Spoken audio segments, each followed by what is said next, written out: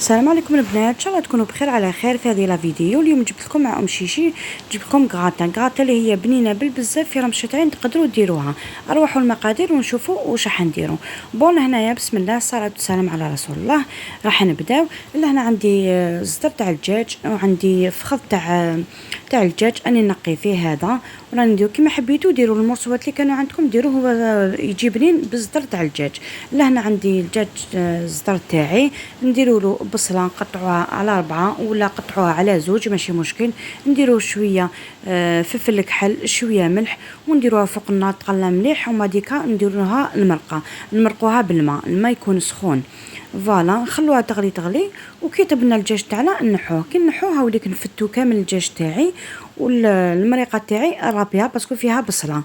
فوالا ونديرها فوق النار. هي جاتني واحد الكاس، نتوما ديروا تجيكم كاس. فوالا نديروا مغرف ونص تاع زبده، ندلها الحليب على حسب لا كونتيتي اللي عندكم تاع الدجاج.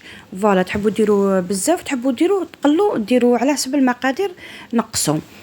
فوالا نخلطو مليح فوق النار ونبدا نديرها في الفارينه تاعي حتى تولي انكريم. فوالا هذه هي البيشاميل تاعي. انا عندي لهنايا الكومونبير وعندي الكغيير، انا وليدي يحب هادو دارهم من الاكله المفضله تاعو اللي راح نديرها له. نخلطو مليح كامل هادوك المقادير. فوالا وانا هذه الصلصه اللي درت لها الفرomاج صافي، درت لها في الاول في المرقه الفرomاج تاعي.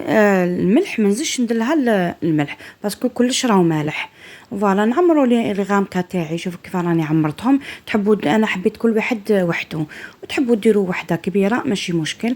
انا درت لها هنايا الفرomاج غابي، انا رابيت هذاك الفرماج تاعي غريير.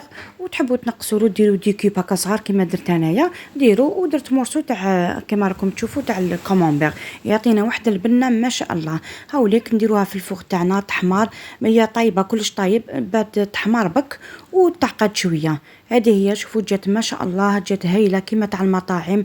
جربوها مش حتندموا عليها، جات بنينه بالبزاف. وصفه على السريع خفيفه ظريفه. كما يقول لك تاكلوها وتعاودوا زيدوا ديروها. هذه هي نقول لكم بقاو على خير وتهلاو في روحتكم في المره القادمه مع وصفه اخرى ان شاء الله. باي باي.